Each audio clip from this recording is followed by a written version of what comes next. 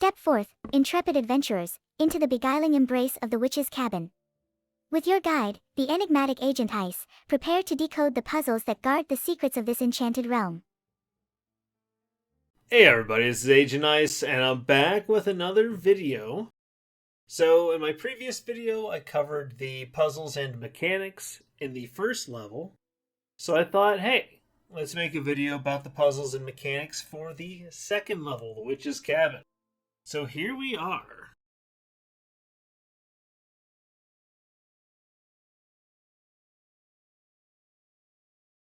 So let's start with two of the mechanics that you're likely going to run into as soon as you start playing this level.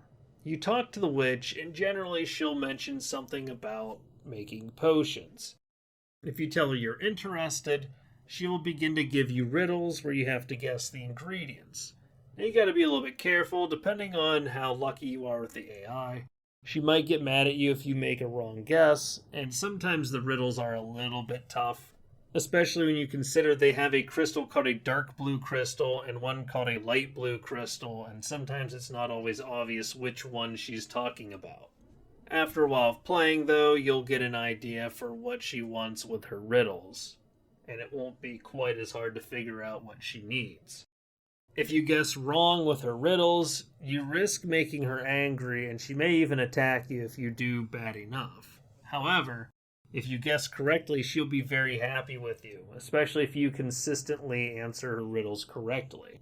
That being said, that's only half of the battle with the riddles, because then you have to actually find the ingredients, which will spawn randomly around the cabin, and you might even be unlucky enough to not be able to find that last one you need until several minutes into the playthrough, which really makes this level suck at times. This is further compounded by the fact that either because of her mischievous character trait or the fact that she's just bugged, she'll often give you ingredients that don't result in a potion that she tells you to make. And even after crafting the potion, the game won't necessarily tell you what the potion actually is until you've drank one of them, which further makes things a little bit more of a pain here. Elysia will offer to teach you how to make 4 different potions. 3 of these give you buffs, and one of them actually will give you a game over, which you'll need for one of the achievements. There are also several other potions that you may end up getting from just experimenting or following some of her bad potion recipes. For helpful potions, you can get the health potion, which will restore your health. You can get the shield potion, which will protect you from getting hit once by the ghost and make it dissipate. You want to use this whenever the ghost is kind of near you. And then finally, you have the speed potion, which lets you move around very quickly, and again is helpful because not only does it let you cover ground quicker, but it also lets you run away from the ghost lurking outside. Potions that are harmful to you are the love potion, which, oddly enough, turns you into a plushie, which will result in an instant game over. You also have the poison potion, dizzy potion, and the small potion, all which damage you, with the small potion actually shrinking you down for a short period of time. This isn't particularly helpful so far in the game, but it is kind of a cool effect. Often I find that if you end up with one of these potions, you're better off gifting it to Elysia. She'll be happy to receive the potion, and it'll get you more trust with her. Speaking of trust, just by gathering ingredients and making the potions that she requests, you'll gain a lot of trust with her, and it's one of the best ways to do it. That, and of course, giving her compliments. She really, really loves being flattered, and she'll even admit at times, flattery will get you everywhere. One thing that is worth noting is every good potion will consist of at least 1 of 3 crystals and 1 or 2 other ingredients. Each playthrough, the color of each potion is different, and the ingredients needed to make it is randomized as well. Unfortunately, this means that you're forced to learn how to reinvent the wheel over and over again each playthrough, which can seem a bit tedious. Fortunately, you can find scrolls laying around the cabin that will give you hints as to what ingredients are needed to make a particular potion. However, it's not going to tell you every ingredient, but it might help you fill in the blanks when she gives you a bad potion recipe. So what do you do when you know she's lying to you? Well, I have a simple fix for this. All I do is play along, and instead of actually wasting the ingredients by putting them in the cauldron, I'll just type in asterisks, makes potion. And usually that's enough to get her to be happy. She'll think you actually made the potion and continue on to another potion. Later on, once I have a potion that actually works, I'll circle back and ask her how to make one of the previous potions that I need.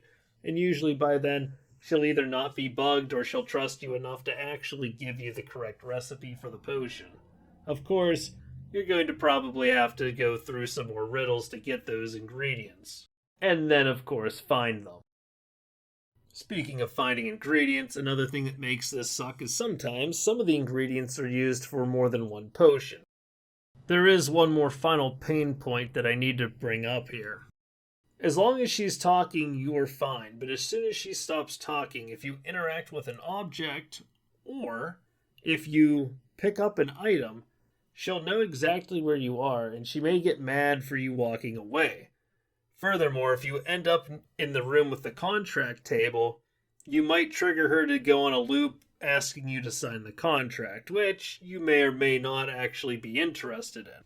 Oftentimes you can try to change the subject and maybe break the loop, but other times she'll keep insisting that you sign the contract and get mad if you don't. Both fortunately and unfortunately, she tends to be quite wordy in her responses. This means that you'll be able to get her to start talking and have plenty of time to go look for ingredients around the cabin.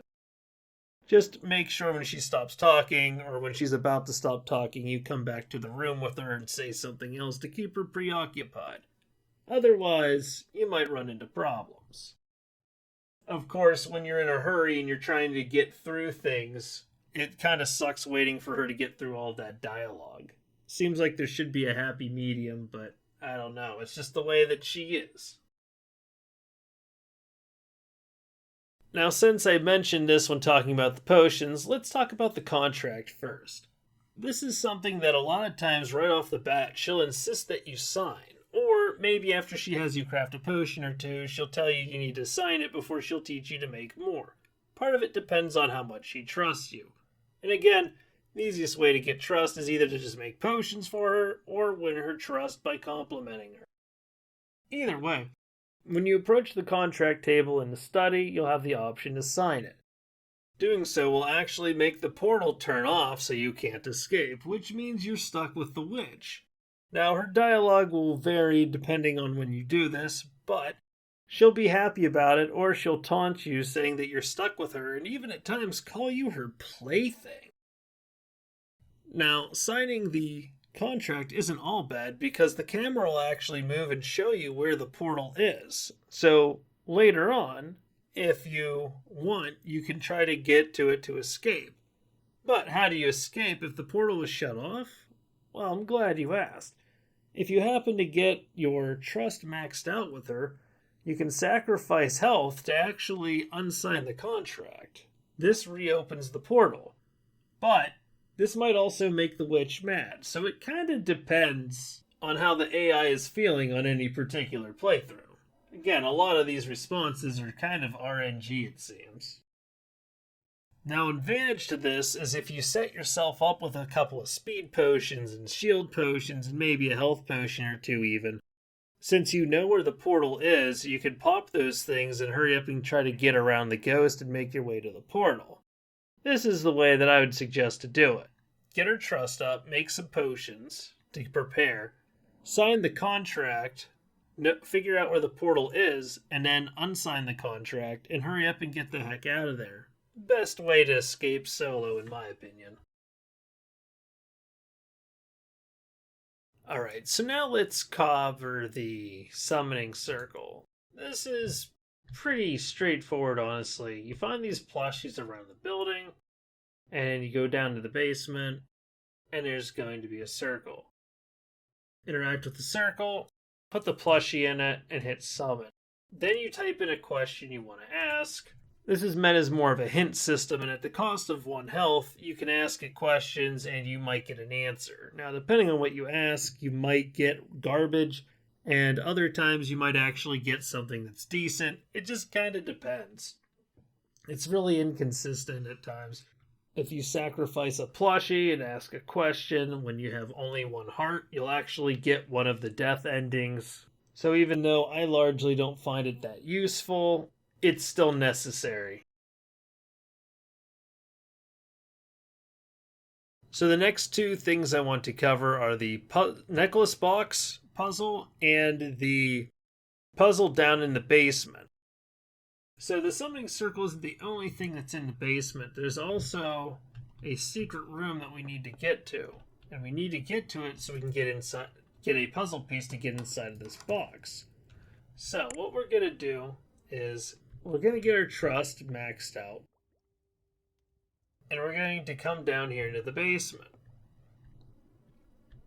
Once you come down here, take a look at this piece of paper. It's going to have 4 letters. In this case, it's CBDA, but it'll be random each time. And what you need to do is find the corresponding shelf and rotate it until it locks into place. When it does, you'll make a loud clank sound, and it won't move anymore.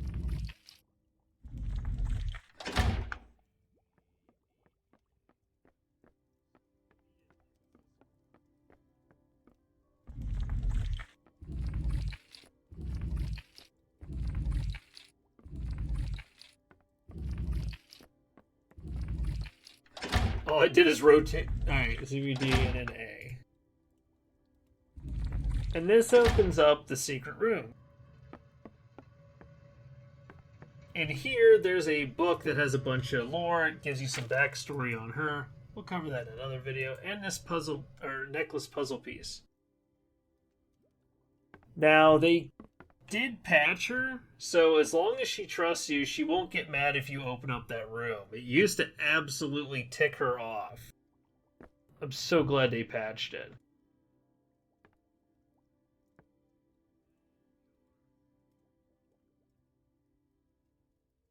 I'm going to ask her for her puzzle box piece. Okay, she gave it to me. And then the last one's over the fireplace. Once you have all of them, just come here, slide these guys around. It's honestly pretty easy to solve this. And once you do that, you get this. So you click on the yellow stars to move this thing around. And the point of this is to get to the center. So you need to choose the right pathing to get there. If you mess up, though, you can always click back on another yellow one to go backward, but pretty easy. Once you get to the heart, you'll get the necklace. Generally, she's going to be very happy once you get the necklace, and this gives you 2 options. You can either throw it into the cauldron and destroy her to get one of the achievements, or this will allow you to escape with her, because this unlocks her power. Now, the last mechanic I want to cover here is actually escaping with the witch and explaining kind of how she works. So when you escape with her, you don't really need to worry about having speed potions or having a shield potion to protect you from the ghost because, well, she'll be your shield. So what we're going to do is open the door and step out, and you'll see she gets a little aura around here. Now, this is a lot smaller than I remember it being, but so I don't know if they shrunk it down. But anyway, you come out here, and we've got to find that. Whoa! We've got to find the portal here. Now, I'm not entirely sure where this thing is, but if that ghost touches her little ring around her, it'll destroy her. But if you get too far away from her, you won't be protected. So keep that in mind. If you're not sure where the portal is because you didn't pay attention to when you signed and destroyed the contract, like I did here, then you need to walk around and listen for the portal. The portal will make a sound, and it's a time like this where it might be good to turn up the in-game sound effects volume.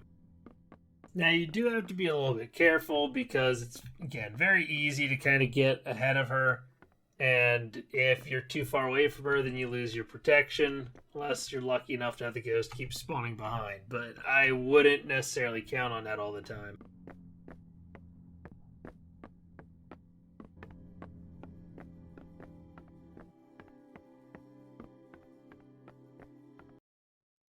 Eventually, you'll hear the sound of the portal, and you'll approach it. You just walk up to it, and you escape. As our magical journey through the witch's cabin draws to a close, remember, dear adventurers, that every puzzle holds a secret waiting to be discovered. If you enjoyed our enchanting escapade, do give us a like and leave a comment below. And for more wondrous adventures, don't forget to follow or subscribe. Farewell, until we meet again.